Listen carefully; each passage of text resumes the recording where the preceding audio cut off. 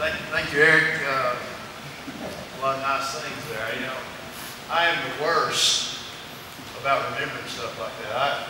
I tell you, my time here at Maryville College, I can tell you all about the fun stuff. Very little of it is about basketball or statistics, and I appreciate y'all putting that together because I enjoy a lot of that stuff. We had I have to tell you a little story here. Since Eric called me in the summer and told me about the Wall of Fame nomination, which I was excited about, very appreciative. But I started getting nervous. I thought, God, what are they going to say about me? So I called Eric. Eric, by the way, I said, how's this thing going to go down?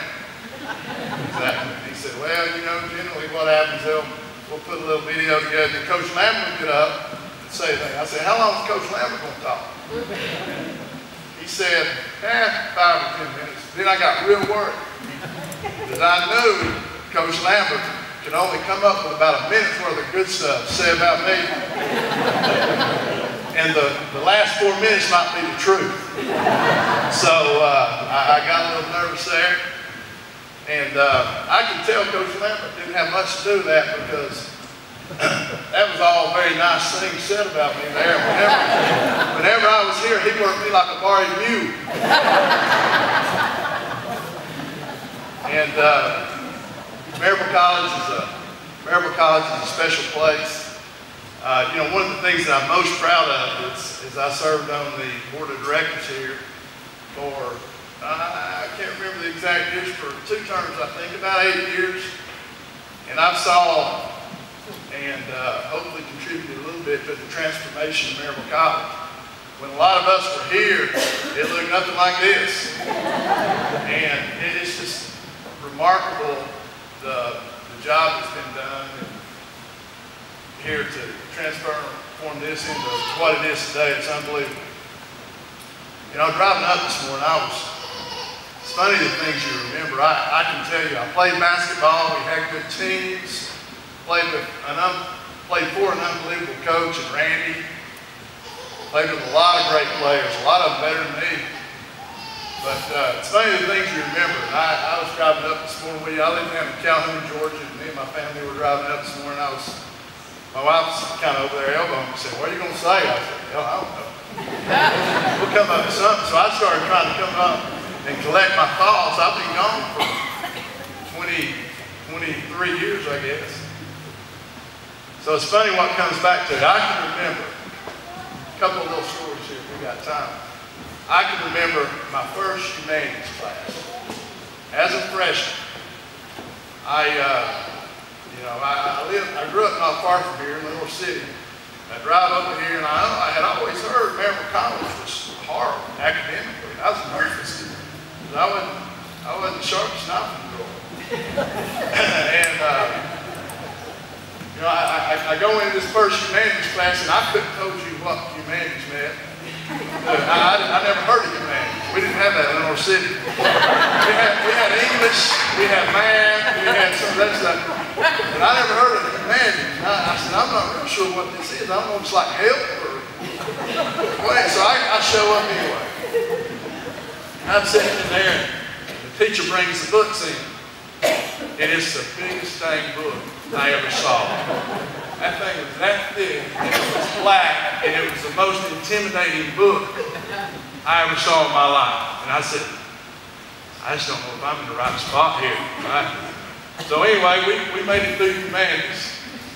I can remember that book, and I can also remember one afternoon, it was a pretty day like this, and I had just finished a science lab, and like a lot of my classes, I was trying to figure out how to get from where I was to where my mom and dad expected me to be, grade-wise. And I was sitting out here, right here at the side entrance, just 50 yards out there. There used to be some benches. And I don't know if I was waiting for practice or what, but I had finished my science lab, and I was sitting out there on those benches.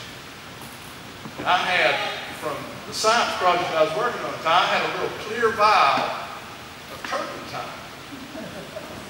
And I don't know why, I was looking at that and kind of shaking it up, watching those bubbles dissipate.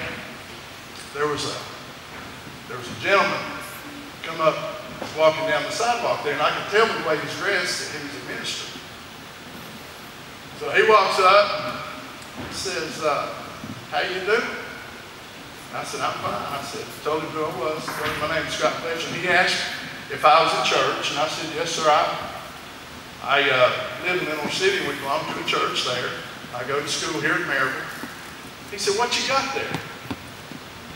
And I said, preacher, this might be the most powerful liquid on earth. And he said, oh no. He said, son, you got time for a story? I said, yes, sir, I do. He said, I'll tell you something. He said, the most powerful liquid on earth is holy water. He said, you ever heard of holy water? I said, yes, sir, I have.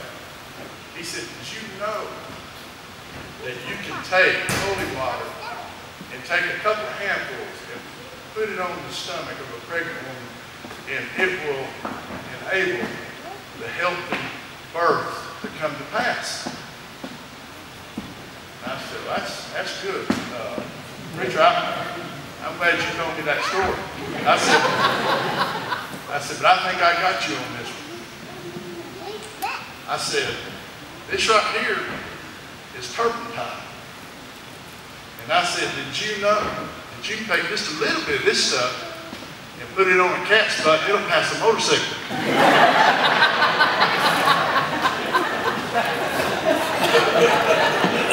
And I don't know why, me and that preacher that day, we had the best conversation ever. The humanities book and my little quit thinking there with the ministers were two things that came to mind coming up here.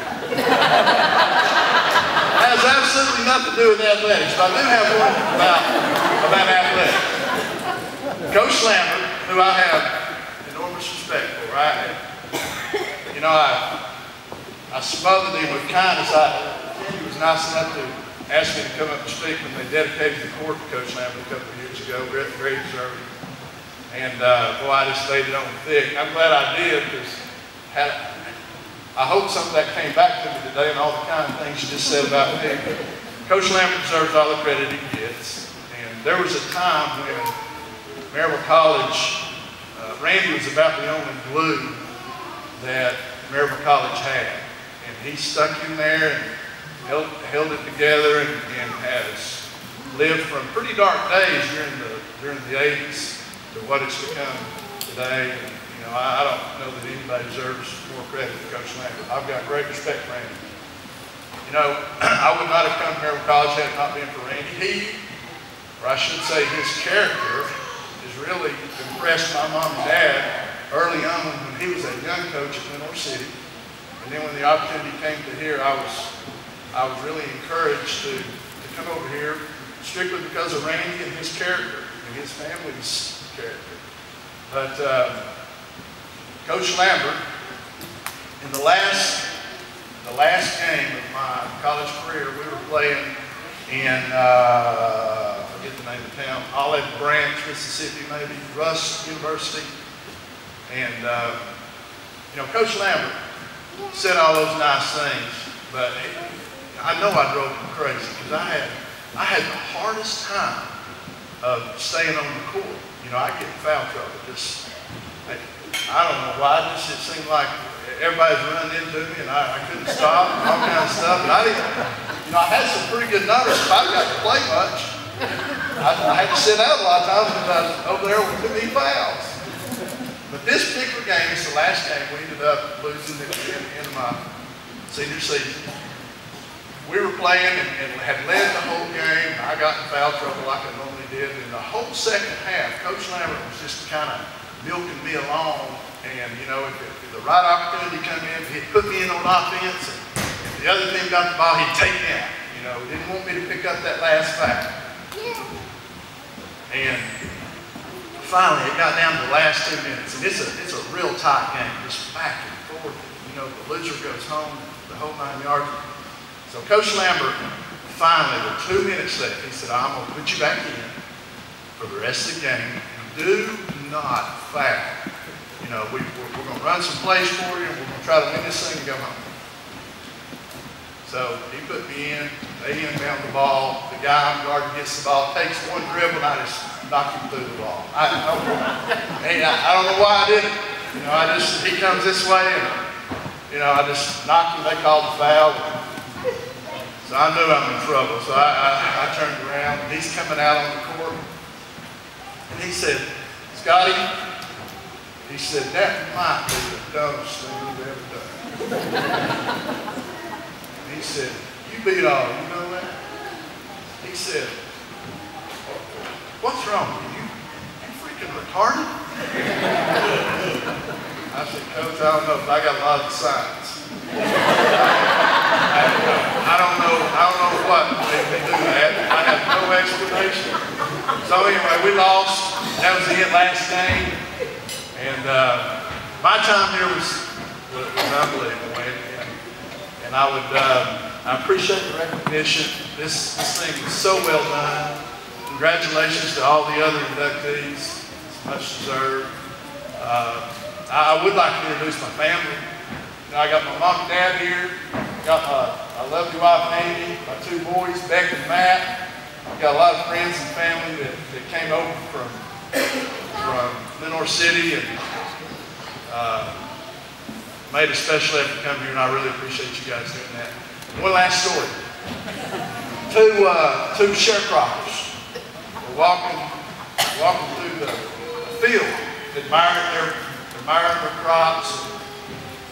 They started inspecting their fences that separated their properties. And one of the farmers looked up, and he said, I want you to look there. I don't think I've ever seen that before. He said, what's that? He said, on top of that wooden fence post there. He said, it was a turtle on top of the fence post. And he said, in all my days, I had never seen that. He said, what do you think of that? How do you think you might have got up there? The other farmer said, I don't know, but I know one thing. He had to have a lot of help. And that's kind of like me. you know, all these athletic, all the recognition and stuff. I played with a lot of great players, and all the blessings, all the many blessings that I've had in my life. It seems like that there's in a group of people that deserve more credit than me. So here I am. I'm very appreciative of the award and the recognition, but there were a lot of people that helped me get here. So I'm kind of like that old turtle on that fence post. I appreciate y'all's time. God bless y'all.